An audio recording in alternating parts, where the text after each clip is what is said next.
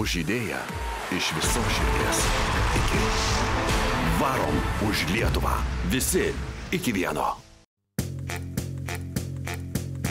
Kamuolys turi gerbėjų visoje Lietuvoje ir nebereikalo, nes iš tiesų vis daugiau ir daugiau tautiečių jungiasi į tautos derinį.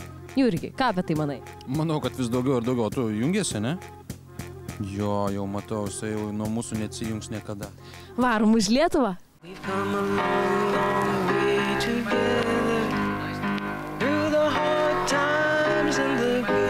Rekordinis žaidėjų kiekis, kurie yra tarpusavyje susiję giminystės ryšiais. Tai kiek čia kartų sėdi šalia manęs dabar? Man atrodo, kad tik 3. Mes mylim vienas kitą, mes mylim Lietuvą, mes už Lietuvą, mes Lietuvai. Ir visas pagrindas buvo mūsų sukrauti tą kamuolį, tą apvalų kamuolį, visas emocijas, geras, ko geriausias, prisilies dvasiškai prie to kamuolio, fiziškai ir norim, kad tas kamuolys patektų į tikrasias rankas, kurios pelnys taškus mūsų Lietuvai. Tautiečiam palinkėčiau gal vieningumo. Ryžto, pasitikėjimo savim. Tikiuosi, tas kamuolys būtų pergalingas, tas finalo kamuolys, kurį Jasikevičius pasikiš po marškinėlių ir lakstys po areną. O aš linkiu Lietuvai, kad laimėtų.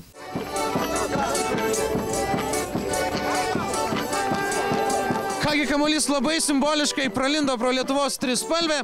Atkeliavo į Telšius ir atiduodame jį į geras telšiečių rankas.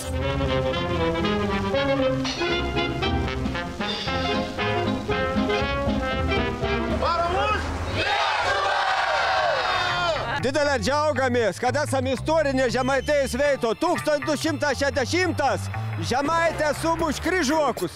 Ir dabar norim, kad Lietuvė Europą parodytų, kad to teritorijo ne vieni Žemaitė, bet ir Lietuvė daug kon gal. Varom už Lietuvą! Varom! Aš kaip trupnus Žemaitis linku sėkmės, stiprybės, tritaškį į žemaitišką užsispyrėjimą. Tegu Lietuvos krepšininką laim pirmą veitą.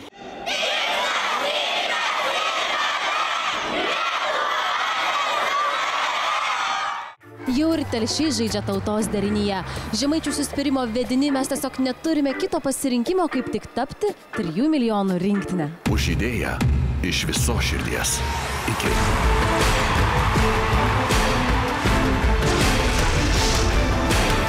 Varom už Lietuvą. Visi iki vieno.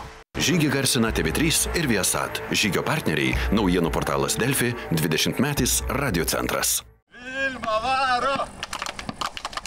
Vilma varo! Vilma varo!